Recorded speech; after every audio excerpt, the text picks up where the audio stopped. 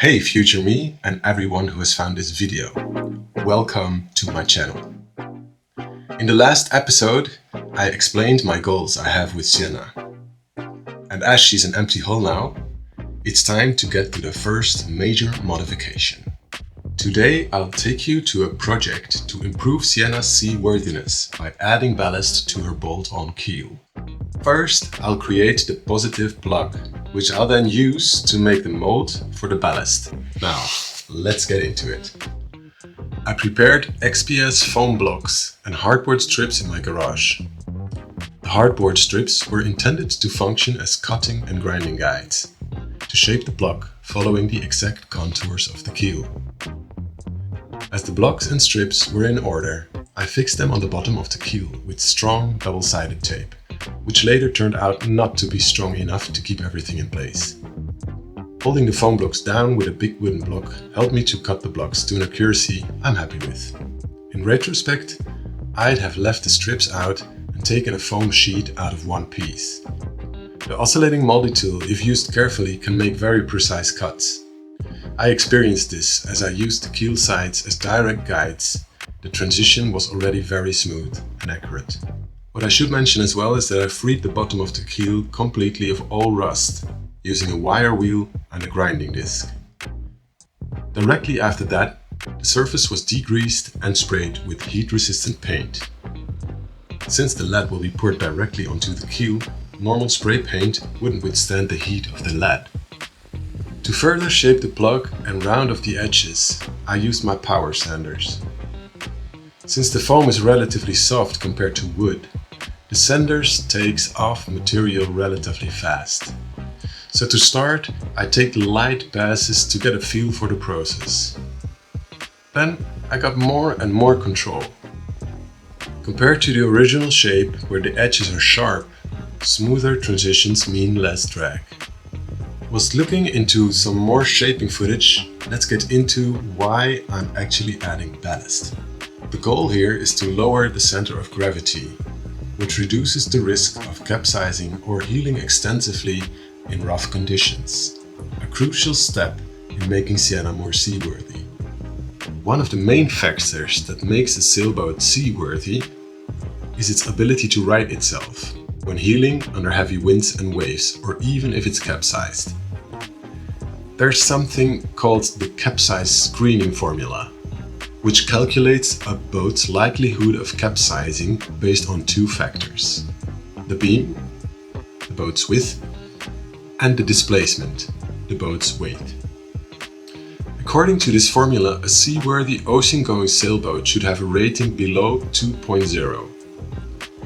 Since the Shark has a CSF of 2.1, it's rated as somewhat vulnerable in rough seas.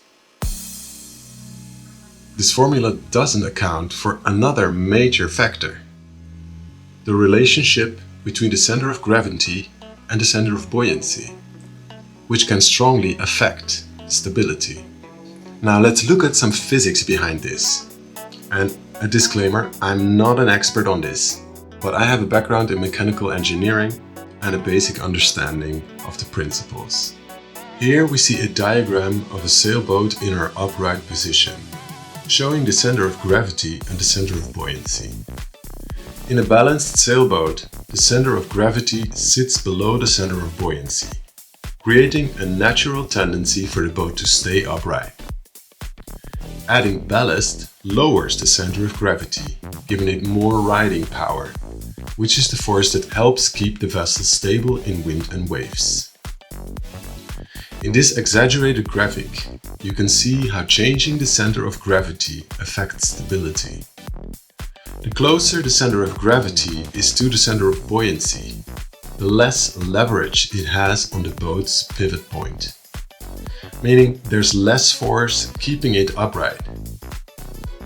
In other words, with a lower center of gravity, the boat can withstand stronger winds and waves without heeling too far or even capsizing.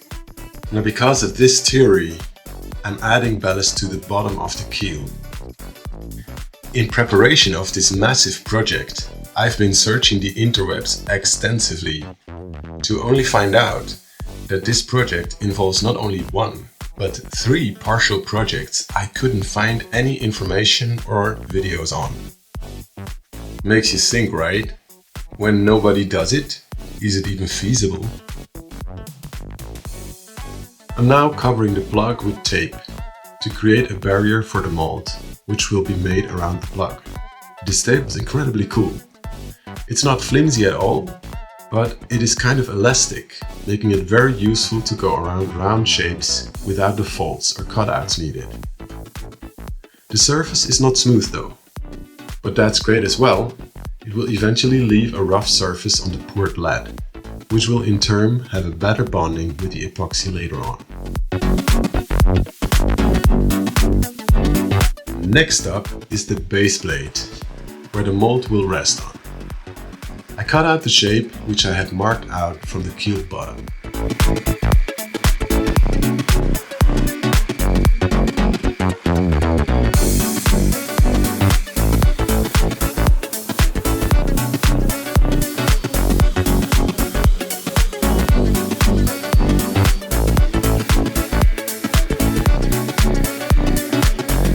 Now at the first try it cannot get over the plug, since the plug is slightly wider, because I followed the angles of the keel. Now the angle grinder with a sanding disc makes short work of making it fit.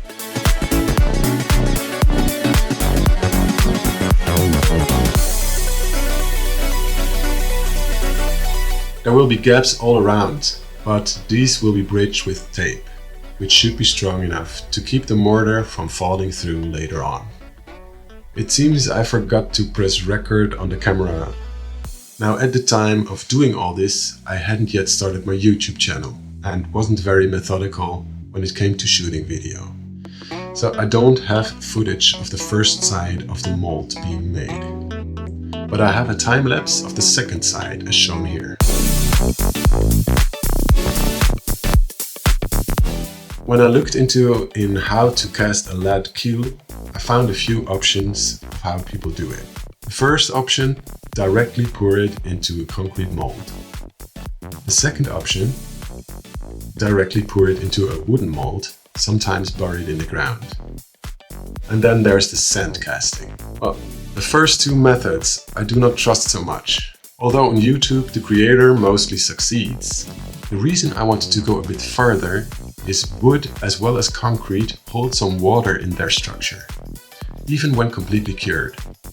It is very visible that when the lead is poured, it looks like it's boiling. Well, it actually is not. The boiling is actually moisture in the mold evaporating because of the heat.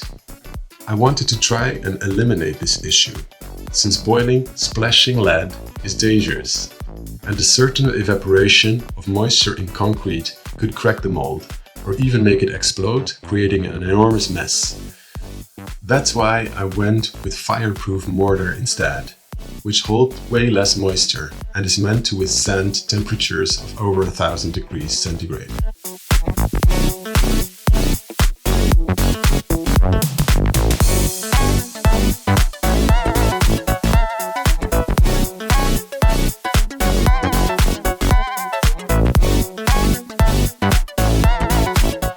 As the somewhat fluid mortar is applied, I used my heaviest sander to vibrate the cement, trying to get most of the trapped air out and fill the mold completely.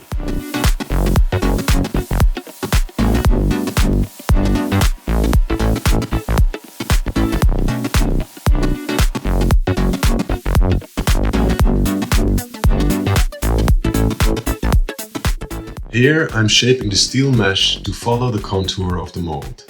Again, some DIY improvising was done, and luckily it worked as on the other side. The goal was to have as little cuts as necessary to have the metal keep the concrete together as good as possible. Since the concrete I used was rather a fine course without bigger stones in it, the fine mesh was completely fine for its purpose. And again, the application of the concrete I missed. But here's the result. Now I'm lowering the base plate to make room for the third part of this mold. I don't want lead pouring out on the sides, so I'll be making a layer which seals the mold at the bottom all around the existing keel. Now I can take everything off, clean up the mold and remove the foam plug, leaving the desired cavity, which should be filled with the molten lead. I was very pleased with the results.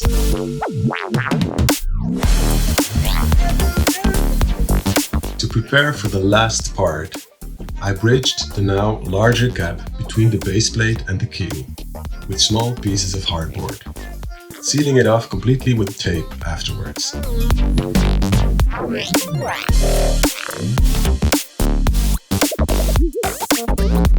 Now it was important to have the walls holding the cement in place at the same height as the bottom of the keel, so I could get a plain surface where the top halves of the mold could rest on and be sealed well. Now finally I didn't forget the camera and I can show you how the mortar was applied with again the steel mesh to keep everything in place. As you can see, hands are also tools. They get dirty.